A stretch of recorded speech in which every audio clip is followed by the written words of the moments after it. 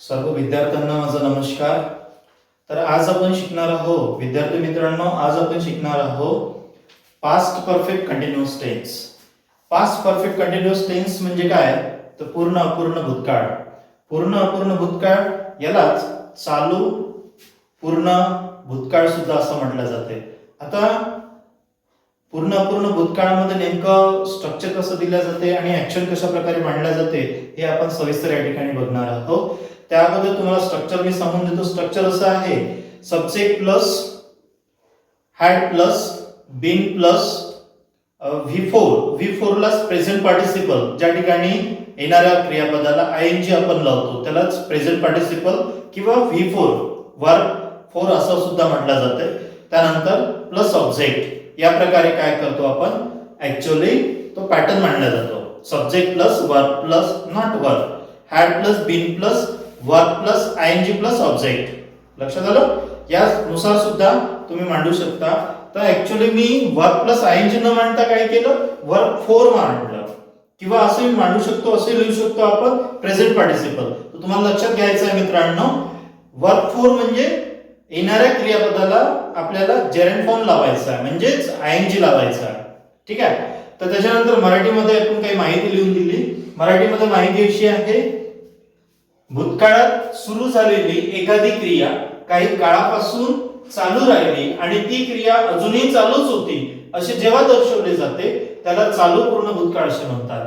परत एकदा मी सांगतो की भूतकाळात सुरू झालेली एखादी क्रिया जे पास्ट टेन्स मध्ये जी ऍक्शन चालू झाली होती अशी क्रिया या टेन्स मध्ये मांडल्या जातं. कशी? जी भूतकाळामध्ये चालू झाली होती आणि त्यानंतर ती क्रिया अजूनही चालूच आहे, ती क्रिया अजूनही चालूच होती अशी क्रिया, म्हणजे जिचा एंड आपल्याला माहित नाही, शेवट कुठे होणार आहे ते माहित नाही, ही क्रिया, असल्या प्रकारची क्रिया या पास्ट परफेक्ट कंटिन्युअस टेन्स मध्ये मांडल्या जाते. त्यानंतर एक एक्झाम्पल या ठिकाणी दिलेलं आहे: I had been writing a lesson. काय याचा अर्थ काय होतो? I had been writing a लेसनचा जसं मी पाठ, लेसन म्हणजे कुठलाही पाठ किंवा धडा तुमचा लिहित आलेलो होतो, मी पाठ लिहित आलेलो होतो. त्यानंतर काय म्हणते, दुसरं एक परत एक्झाम्पल दिलं तुम्हाला: Raju had been drawing a picture. Raju चित्र काढत आलेला होता. एक्झाम्पल म्हणजे उदाहरण पहा कसं आहे.